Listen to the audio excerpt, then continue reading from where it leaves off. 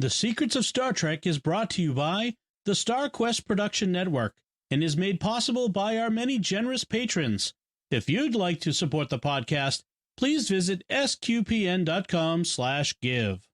You're listening to The Secrets of Star Trek episode number 60. Captain to bridge. Spock here. Make it so. Surrender is not an option. Attention crew of the Enterprise, this is James Kirk. We are all explorers, driven to know what's over the horizon, what's beyond our own shores. We would have helped you get home if you had asked. That's who Starfleet is. Hi, I'm Don Bettinelli, and you're listening to The Secrets of Star Trek, where we discuss the hidden layers and deeper meanings found in all the Star Trek TV series, movies, and more. And today we're discussing the Next Generation episode, Cause and Effect. Joining me today on the panel are Father Corey Stika. Hi, Father Corey.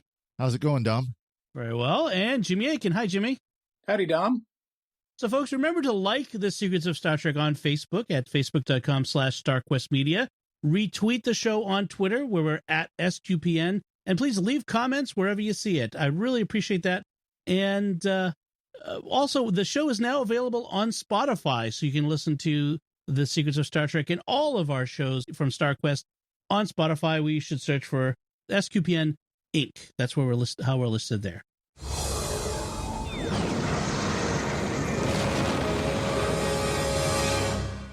You're listening to The Secrets of Star Trek episode number 60. Captain to bridge.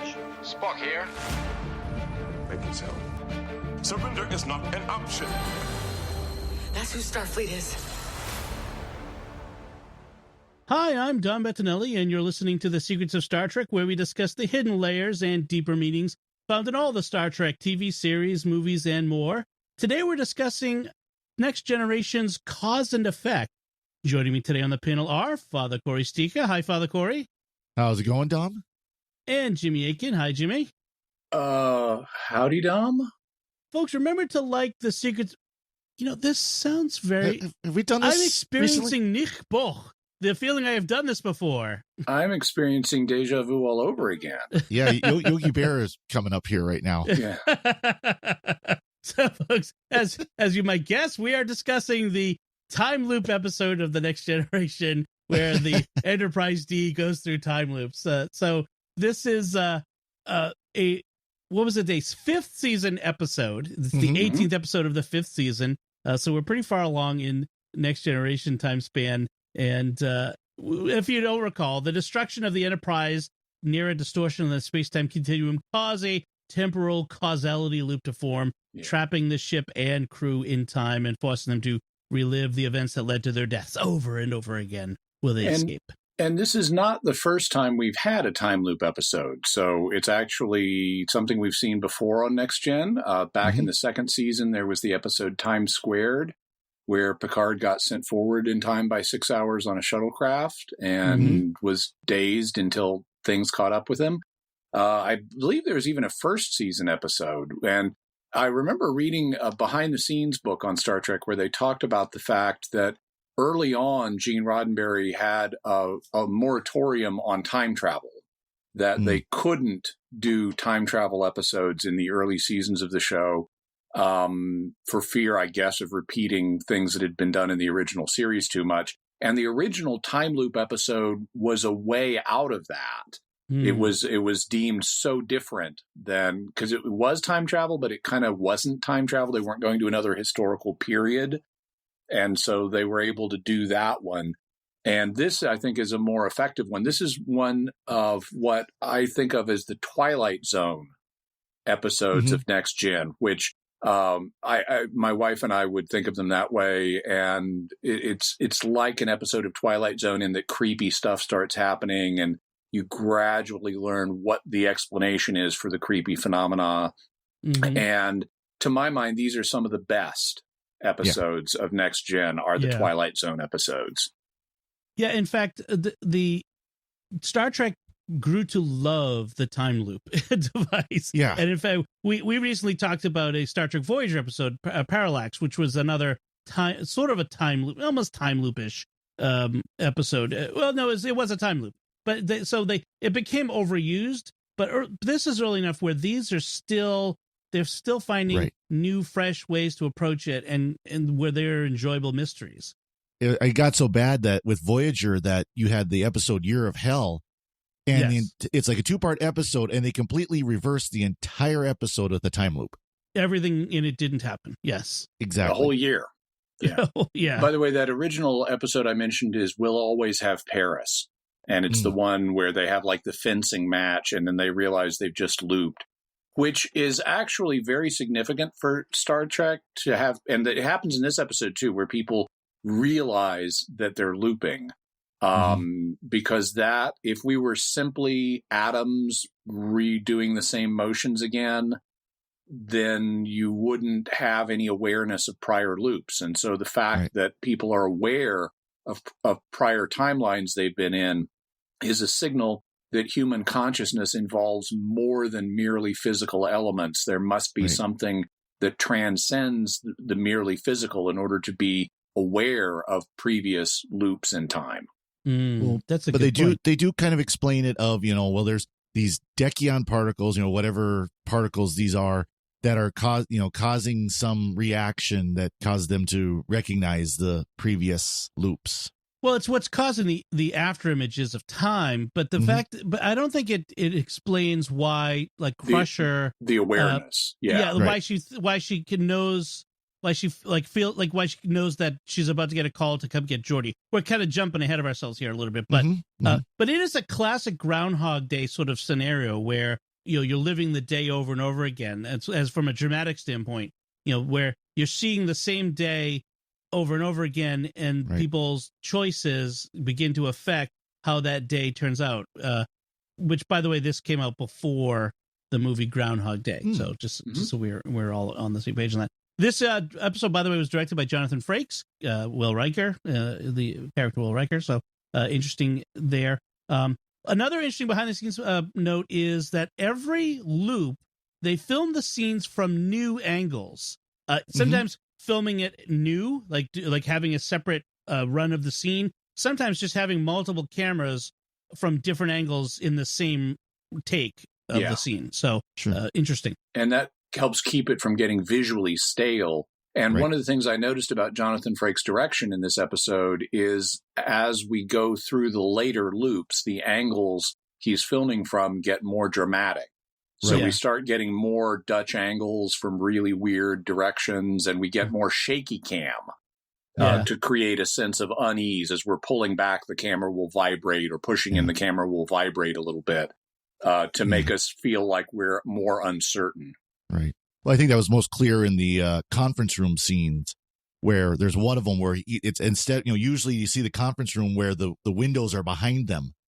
Right. And in this one particular scene, they're actually walking behind the chairs and the windows towards Picard. And it's just, it's a very, very different view from anything that they usually do in Next Generation as far as the conference room is concerned. I could just picture Frakes pulling his hair out. Okay, now what angle can I use? Yeah, exactly. From above? So another interesting point, casting information.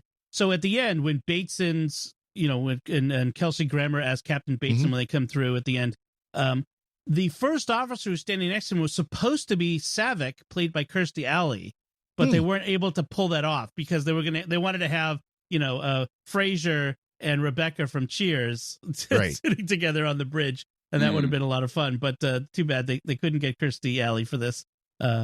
So we start with, in the teaser for the episode, as they say, in media res, in the middle of the thing.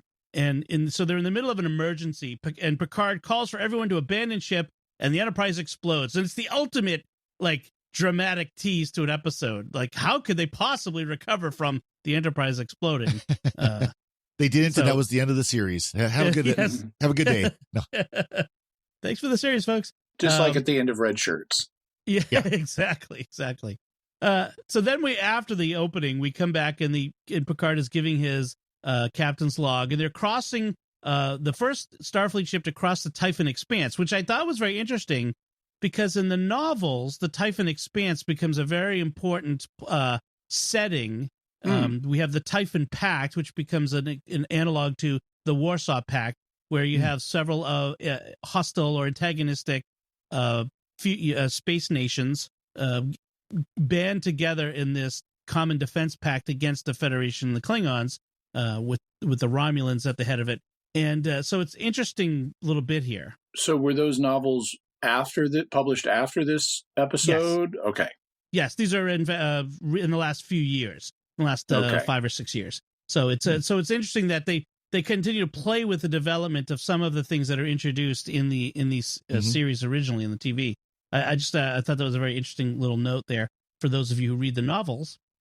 So then we have a scene of some poker playing, and poker playing has become very big on the Next Gen. It's in fact the last scene of the series. So this like confirms what all your fundamentalist relatives taught you, that you play cards, your ship's going to explode. Cards are bad. Yes. Gambling and playing cards is immoral. It'll make your ship explode. So now the first time we saw the Enterprise D crew playing poker was in season 2's Measure of a Man, where Data was on trial to prove his sentience. So we had Data playing poker and bluffing and all that sort of thing. We find that Worf is a terrible poker player, at least in this game. He's really bad at hiding his emotions. But Riker insults Crusher when she wins. Did you notice that? I don't recall that specifically. What I recall is Gates McFadden is really underplaying her acting in this scene. She's coming across as she's the one who's psyching Riker out. She's like bluffing by making herself seem very quiet and uncertain. Yeah, exactly. And then she zings them when she wins. He says, I guess it's better to be lucky than good. I mean, that's quite an insult. He just comes across really petulant at that point. Like he's really upset that his big bluff didn't work. Well, then she says, "Oh, you totally have a tell." She says to him, "It's the way your left eyebrow raises when you're bluffing." And he gets all upset, like, "Oh my gosh, do I have a tell?" No, just kidding. That was really good. I like the discussion they had about how about data and shuffling, because of course, having done computer work, randomization by computers is sort of not a really thing. Randomization. Computers cannot generate true random numbers, although they simulate it. Yeah. It simulates it. It's so random enough to make us think it's random. Yeah. Right. There are kind of ways by tapping into a physical system, like on the electrical quantum level, where, you can't really predict exactly what this is going to be. You could generate randomness that way. I remember in the 80s where they would talk about how you could get random if you pointed a certain type of pulsar or something like that. It could help produce some random, and there's ways to do it. I remember at one point that I had a program that it needed to produce randomness. You had to move the mouse around for like 10 seconds. And that was how it generated the randomness it required. Right. Yeah. There were, even when iPods first came out, they have that shuffle setting, which is supposed to play your songs in a random order. And originally it was more random than what people would believe, because if something's truly random, it could play the same song for you 3 times in a row. Yes. Right. And people didn't perceive it as being sufficiently random, so they made an actually less random system that made it feel more random. Yeah. Right. And of course, that randomness is important to the plot here, because later on, when the whole stacking the deck, the cards are randomized, it turns that gets turned on its head when the loop is happening, and they know what's coming next. The cards are not random, because they know what's coming. So it's interesting little point there in the writing. Then Crusher gets called to sickbay because Geordi is experiencing some disorientation in his visor, and later on, Crusher is the first to experience the feeling of deja vu, where she feels like have I done this before? And she's in her quarters, and she is trimming a plant. She's getting ready for bed. She's having a drink. And then as she gets in bed and turns the lights out, then we hear this voices. Rapid garbled voices. Then she reaches for the lights and knocks over a glass. And I'm thinking to myself, how many glasses did they have her break in all of the takes that they did of this scene? I know. It's like every time we loop, she breaks that glass. They get progressively more creative about it than like one of the final loops. the scene, she starts talking to engineering as soon as she hears the voices, and she's getting up to deal with the matter, and the camera is still in engineering, and we hear the glass break over the intercom. Yes. It's like, still, like, it's broken, yay. Yeah, and then just you hear her voice, like, I'm fine. It's like, really? I mean, she even puts it across the room on another table. But this is like me, like with my wife's water glass on her bedside table. It's like, no matter what, it will always get knocked over, no matter how careful you are about it. So she does hear this multitude of overlapping voices. She brings it up at the briefing, the senior staff briefing the next morning. Which is interrupted by Worf calling from the bridge. We have a highly localized distortion of the space-time continuum 20,000 kilometers off the bow. And he says there are odd readings 20,000 kilometers off the starboard bow. And I'm sorry, but after the, I guess, 1980s novelty song Star Trekkin', I cannot hear the phrase starboard bow in connection with Star Trek without thinking, there's Klingons off the starboard bow, starboard bow, starboard bow. There's Klingons off the starboard bow, Jim. You know, given that Worf is the one who delivers that line, I wonder if that was intentional. Yeah, maybe. So the distortion clears or opens up, and a ship emerges, which we have a variant on the Reliant from Wrath of Khan. Mm-hmm. It's not exactly the same model. They made some changes to the model, and Troy says we've got to get out of here now. Right. They lose power for some reason, and their thrusters aren't working. And Riker suggests decompressing the main shuttle bay to push them out of the way. Data suggests a tractor beam, which is apparently the one thing that's still working. And Picard does what Data suggests. And it makes me wonder, is there a bias in Picard toward Data over others, given that Data is the smartest this guy machine? in the room? Yeah. I felt like that was the case here. And of course, knowing, equal and opposite reaction, all that, with opening the shuttle bay, I think, kind of human reaction to you, well, pushing away from or having something push it away from us has to work better than us just blowing a bunch of air out the shuttle bay. Right. That's probably a part of it too. And I have to make a remark about Jonathan Frakes' acting in this scene. He's got his leg up on the ops console in every take, and are you comfortable, Will? Are you? One of the things that we know about the actor Jonathan Frakes is he has a bad back from an accident when he was younger, and that's one of the reasons why he does that weird Riker sit where he throws a leg over a chair, and sometimes why he kind of stands oddly. And I think that must be part of it, but it's so odd. It also looks cool. Yeah, it does kind of look cool. So they don't push the tractor beam doesn't push the other ship away far enough, and it ends up clipping the starboard nacelle, which causes everything to go haywire. The ship explodes, and we have that classic model exploding in a studio shot of the Enterprise exploding. Well, it's funny. We talked about a Doctor Who episode last week where there's that model exploding. We commented about it looked like it was hanging from a string. And I recalled this episode. Yeah. That this is because you see the scene, and I thought it was the sausage session, but it's the back end. But you can see the back end of the model just hanging there on a string for a little bit. Yeah. One thing, so by this point, we've thus seen the events from the episode teaser play out all over again. So now we see the Enterprise blow up just like we did in the teaser. One thing that took me a few cycles to catch it, but there is an explanation for why they can't move and why they can't use certain things on the ship. They explain that on the dialogue level. It goes by really quickly, but it's the space-time distortion they're encountering that's interfering with their systems. So that's why stuff conveniently does not work. Right. Okay, that makes sense then, and that would be what perpetuates the cycle itself. Yeah. So on the next loop through, that's technically that was the second loop. Now on the third loop, it's Riker who's the first to voice foreknowledge of the events. He knows that Crusher is going to call his bluff in that poker game, and then this next time that we see her examining Geordi, Dr. Crusher, Geordi has the deja vu too. It's not easy to say deja vu too. Now, I have to say, then when Crusher's in her quarters and she knocks over the glass, the acting in this one, it was so awkward. Like you could tell she's trying to knock it over in such a way as to break it and not save it. She's like, I'm pushing until it breaks. I'm pushing. Yeah. Like we should have done a retake on that one, but that was good. And then, but this time she calls Picard instead right away without waiting until the staff meeting in the morning.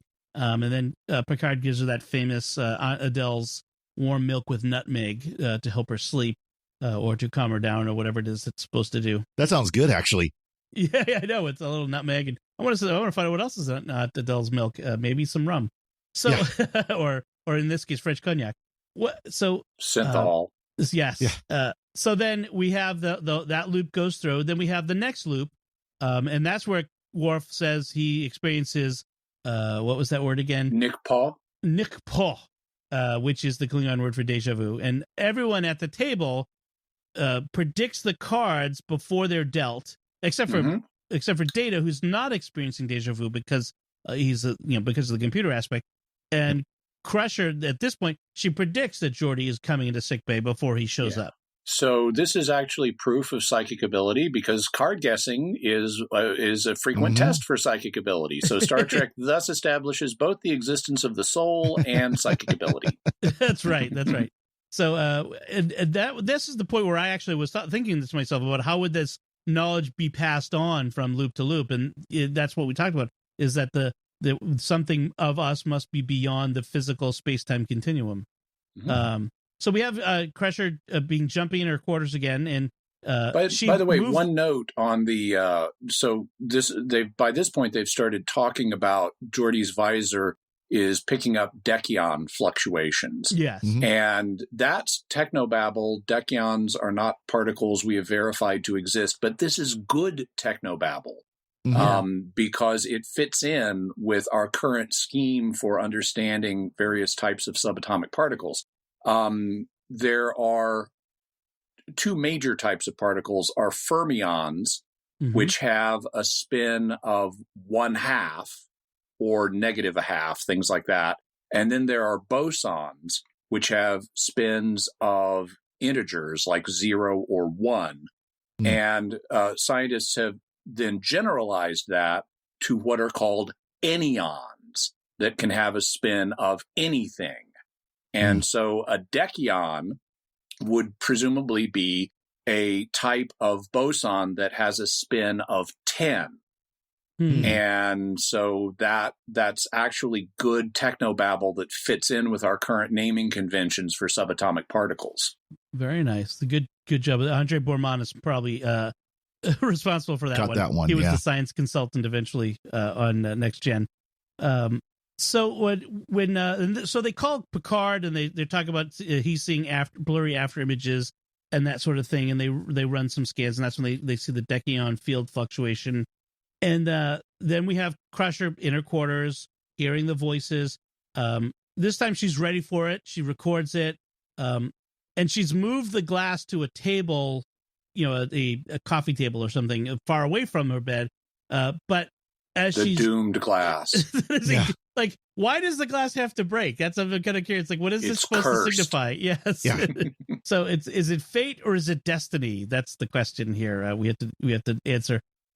So Data analyzes the voices that Crusher has recorded in her quarters, and it's the 1,000 voices of the Enterprise crew overlapping.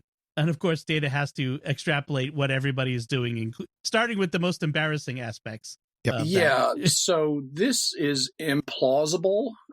He says there are approximately 1,000 voices, and you've got a 6-second sample of them. Yes. Really, all 1,000 people on the Enterprise say something within a 6-second period. That is totally implausible. Right. Now, you might think, well, it's an emergency. So, of course, they're all talking about the emergency. But no, Data says there are all these mundane conversations. There's so many conversations of a romantic nature. It's like, what happened? Did someone spike the Enterprise food synthesizers with Adderall so people have become incredibly talkative or something? Yes. What about all the people who are sleeping because it's not their shift? Exactly. That's right. Or just, quietly reading or what have you. So Geordi then explains that they're caught in a temporal causality loop and are stuck repeating it over and over again. And Data has his theory about how they ended up there and plays the sound loops of Picard ordering the ship to be abandoned. And the Worf suggests, here's one an issue I have with the writing of this. Worf suggests they reverse course to break the loop, but Riker says reversing course may have caused the loop. But I'm saying, how? They'd only reverse the course once they've done the loop once, so they can't have caused the loop. That wouldn't make any sense, right? No, I think it does. If it could be that something else caused them. Oh, I see what you mean. But it's still, something could have caused them to reverse course the first time through the loop. Mm-hmm. Like if they keep going in the same direction, they're going to encounter something that will make them reverse course. And that's what triggered the loop the first time. But that seems like a low order of probability. So I agree. I think reversing course, even though it wouldn't guarantee you're going to avoid the loop, it would be a good strategy for trying to avoid the loop. Right. But then Picard comes in with we can't start second guessing ourselves now because and there's an element of truth to that, but there's also an element of not truth to that. Yeah. I mean, by definition, if we're going to try to get out of the loop, we have to start second guessing ourselves on something. Exactly. We have to start changing something to break the loop. So anyway, Geordi suggests the ultimate solution, which is breaking the loop into the next loop. They're going to set up a special image that will resonate in Data's brain like a post-hypnotic message. So in his positronic brain. And so just as they're gonna send information into the next loop. Right. Yes, I'm sorry. I misread my note. And then they say that it's only going to be possible for them to send just a couple of characters at most. And it turns out it's the number 3. And I'm thinking, did you see how fast Data's fingers were moving on that thing with that on his arm? I mean, that's longer than a tweet. I'm saying 3 you can put it. It's Riker's solution is the best one. Have him decompress the shuttle bay very quickly. Exactly. He had time for that. So I don't know. All right. So, but it's not as dramatic. So we'll go with it. I do like to give them props on the writing when they're programming Data to get ready to send the information. Geordi says, how do we know we haven't tried this and it failed? And Crusher says, well, do you have the feeling you've done this before? And he says, no. And she says, well, maybe that's a good sign. And that is a good sign. Yep. Right. And then so on the next loop, which turns out to be the last loop, they again want to predict what Data's about to deal, but it turns out he deals all 3s, and then he deals 3 of a kind. Yeah, so the last thing we see in this loop, before we move on to the final one where they don't loop, the last thing we see is they're in the emergency. Data looks at Commander Riker's collar, and then his fingers go crazy on the keyboard he's strapped to his arm. Right, right. Yes, that's where he's sending the message to the next loop. So we have the 3. We have Crusher, who breaks the glass over the intercom, and like we said, I thought that was an inspired way of continuing that gag, that little beat in the series. And then we find out, what does the number 3 signify? It's Riker's rank pips, which that's a pretty tenuous message to send. So they decompress the main shuttle bay and use the tractor beam. By the way, they do both. Yep. And they break the loop, and then Picard says to call the time base, which is 555-1234. Do you guys remember that from when you were young? Oh yeah, back in the old days. If you wanted for you youngins, when you wanted to know what the exact time was and weather, you would call 555-1234 on your phone. I don't know if that works anymore, does it? No, well, it varied depending on location. So we had, like in my town in Arkansas, we had a time number, but it wasn't that. Oh, yes, okay. Interesting. Same here. When I was in the Air Force, we could call the Air Force, or we had a time and weather, time and temp line on the base. It wasn't that, though. It was something different. I can't remember what it was, but it was something like that. Okay. So, but now everyone has a atomic clock in their pocket, so we don't do that. Yeah. But in the future, they have the Starfleet time base, which is apparently sends out the standard time across the galaxy, across the Federation, which I think is a very interesting idea. Yeah. Network time protocol still exists in the 24th century. Exactly. At the third stroke, the time will be stardate 5157.25455. Exactly. But by the way, for those who don't know, NTP, network time protocol, is how your computer keeps its time. Yes. Basically, there are internet servers out there. Colorado Springs, the National Atomic Clock in Colorado Springs is one of them, where your computer just goes and says, "What time is it?" Yep. And that's how it sets itself for daylight savings time and all that stuff. There's one in Washington, D.C. at the Naval Observatory, and there's a bunch around, and there's ones in other countries. So they called the time number and find out they've been looping for 17.4 days. Yes. Which is impressive, but they mentioned it could have been hundreds, and it would have been so great if we've been out for a year. Yeah. That would have been Well, but interesting. They did kind of do that, but for the other ship. Yeah. Right. The Bozeman. So that turns out that the ship coming through is the USS Bozeman, which is Soyuz class, which that someone says has not been in service for over 80 years. And then we have on the screen, wearing the old Wrath of Khan era uniforms, Captain Bateson, played by Kelsey Grammer. Yeah, Fraser tells them that for him it's 2278. Right. The TNG date, they don't say it in the episode, but the Next Generation date is 2368. So 90 years have passed. That's how long they've been in their loop. And very interesting. Well, it's not really so much they've been in a loop that much time, I don't think. I think it's they jumped forward and it caused a 17-day loop. I guess that's possible. They went through a space-time distortion and caused I guess so. Yeah.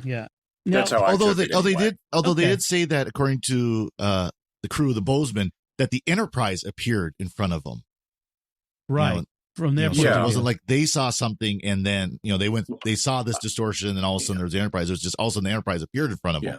But if I think it's the interaction of the two ships, one has to go through time to cause the loop. Without that interaction between the two ships, the loop doesn't happen. So it seems to me there was a pre-existing time gate here that one of them, seemingly the Bozeman, went through and then triggered this 17-day loop. Okay. Fair enough. Okay.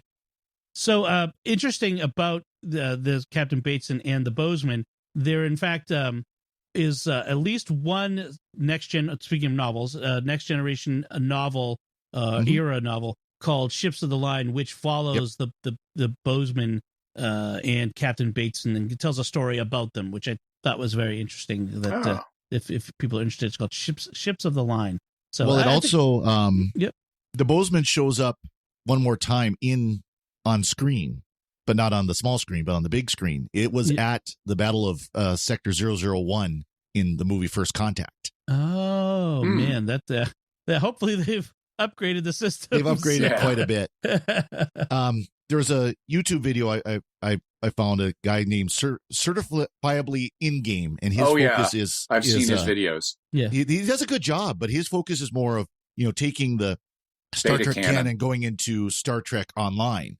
Yeah, interesting. But he talks about how Morgan Bateson, I think this is in the book Ship of the Line, I think is the way he put it, is he worked on the Sovereign class, and then he was going to get captain of the first Sovereign class, the Honorius. However, that was the ship that became the Enterprise E.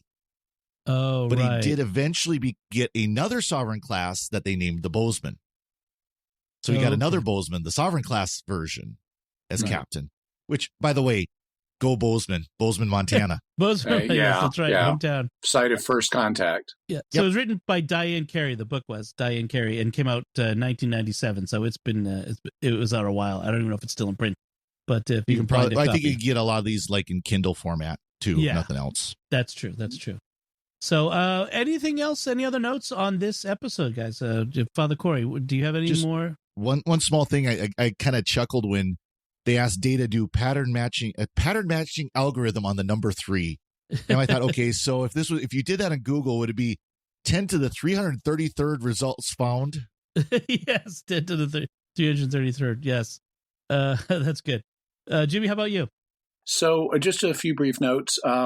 So in the final cycle where they don't loop again, Data is encountering 3s in the card game. They all, even though they think they know what the cards are going to be, they're wrong this time. It's all 3s. They then, as Data is typing on a keyboard in engineering, he gets a string of all 3s, just hundreds of them. And at one point, he says kind of nonchalantly that in the last few hours, I've anomalously encountered the number of 3,000s of times or something. And it's like, you think you might want to report that before now? Yes, yes. The message of 3 is, as you said, Dom, it's not really a good, believable message. I understand that there are communication systems where you can only send through a very limited amount of data, like ELF communications, extremely low frequency, where you were only extremely long wavelengths can get through seawater. So you can only send like a couple of letters as a code to submarines and stuff. That I buy. But if you can send a word, it should have been Riker. And if you could, the 3, as connecting that to the 3 pips on his collar strikes me as very implausible. If I were, we've just had Riker propose a solution and Data propose a solution. And if the number 3 is the guiding piece of information, it would tell me seek a third solution. Right, exactly. But you can headcanon that and say, well, Data's not a human. So for whatever reason, the 3 pips was more meaningful to him than it would be to a normal person. And if you want to get pedantic, Data has 3 pips on his. One of them is just black instead of shiny. Yeah. Because he's lieutenant commander. Yep. I really like the way they keep the episode visually interesting by showing us not only are they using different angles, the angles do become much more extreme. Like the final time through when Geordi's in sickbay, we get this shot looking up at the ceiling, like up his and Dr. Crusher's noses, which is very different than what we've seen before. We also start seeing new footage of the same events like we see, for example, we mentioned the glass getting broken over the intercom while the camera's in engineering. That's new. We haven't seen that. Also, we get to see Picard reading his book before Beverly calls him. That's new. What really sells this, though, is the acting. The acting of the performers as they go through and read their lines differently. And they change it with each iteration. That is what really sells it, is the believable acting, that this is just something really creepy going on here. And it's unnerving. Yes. And again, one of the better known and one of the better episodes of Next Gen. Absolutely. So a lot of fun. So we do have a bit of feedback before we wrap things up today. We have some feedback on our Wrath of Khan discussion. Speaking of Wrath of Khan, Ronnie Lunn sent us a message on Facebook who says, hey folks, I've recently been reading the trilogy by Greg Cox that deals with the life of Khan, and I'm currently in the third book, To Reign in Hell, which takes place between Space Seed and Star Trek II, The Wrath of Khan, the Space Seed, the original series episode. The earlier books really flesh out Khan's character, but the third book deals with a lot of the problems you mentioned. There are underground tunnels where they live and farm. The Khan meeting Chekhov for the first time is in there too. Lieutenant MacGyvers, who is Khan's wife, mentions that she thinks the crew must age slower due to their engineering and genetic engineering. And it also mentions that the Starfleet insignia that Khan wears around his neck is in remembrance of his wife, which I think it was actually the novelization of Wrath of Khan as well. Could be. And then he says, really great series. I love the novels that take place outside what we see in the regular series, and I recommend anything by Cox, especially Child of Two Worlds, which deals with the Pike Enterprise crew, which I pictured Anson Mount as in my head. What more proof do we need that we need an Anson Mount as Pike series? I will lead this crusade that we need a Pike series starring Anson Mount. I'm on top of that one. I just heard there's more rumors going around that he is interested in doing it. It is just a matter of the right amount of money and his schedule being open to do it. I mean, awesome. And we know that one of the upcoming short treks stars the actors for Spock and Number One. If they're there, we may get Anson Mount as Pike as well in that episode. Yes. So it's looking more and more of a strong possibility that we could actually have a Pike series at some point in the future. Maybe not in the next year or two, but there's a possibility. That'd Something awesome. The fans actually want for a change. I know. But Spock needs to have the beard again. Just the shaved version isn't working for me. Yeah, Spock has to have a beard. I'll get right back to Ronnie's comment, but first I want to mention, speaking of TV series, we do have a new showrunner for the Picard series, Michael Chabon. Chabon. He's the Charbon. I think that's what it is. He's a Pulitzer Prize winning novelist who also he's written some science fiction, sort of like, Neil Gaiman and Doctor Who. But Michael Chabon wrote Calypso, the short trek from last season. Oh, yeah. So he's going to be running the Picard series. I've read a book by him, one of his novels, which was really good. Nice. So I'm hopeful with that. But as far as Ronnie's comic goes, I've long been in love with Star Trek novels that kind of expand the Star Trek universe. So I agree. I think I'll have to put the Khan, I almost said Genghis Khan, the Khan Noonien Singh novels on my list of to be read, because it does sound interesting. I'd like to see that expanded a bit. And I do believe, like I said, they a lot of the novels, if not pretty much most of them, are available on Kindle format. Yes. So if you weren't able to get them, they may not have the text-to-speech function enabled, unfortunately, with some of them. Right. It's like either put them out in audiobook or enable that text-to-speech, one or the other. I don't care, but I want to hear this. Exactly. All right. So thank you, Ronnie, for your feedback. We'd like to take a moment before we finish to thank our patrons who make it possible for us to create the Secrets of Star Trek, including Trevor W., Jason H., Tim D., Father Brian, and Stephanie L. Their generous donations at sqpn.com/give make it possible for us to continue the Secrets of Star Trek and all the shows at StarQuest. You can join them by visiting sqpn.com/give. So what did you think of Cause and Effect, this Next Generation episode? Did you like it like we did? What other things did we miss? Let us know by visiting sqpn.com/trek or the SQPN Facebook page and leaving some feedback, or send us an email to trek@sqpn.com. We'll be back next time when we'll be discussing a comparison of Deep Space Nine and Babylon 5. And this is one that Father Corey and Jimmy are going to be doing together. I won't be available for that, but I trust that they will have something interesting to say, and I'll be looking forward to hearing that as well. So until then, Jimmy Aiken, thank you for joining me and sharing the Secrets of Star Trek. Thanks, Dom, and live long and prosper.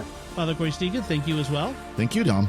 And once again, I'm Dom Bettinelli. Thank you for listening to the Secrets of Star Trek on StarQuest. And remember, it's better to be lucky than good.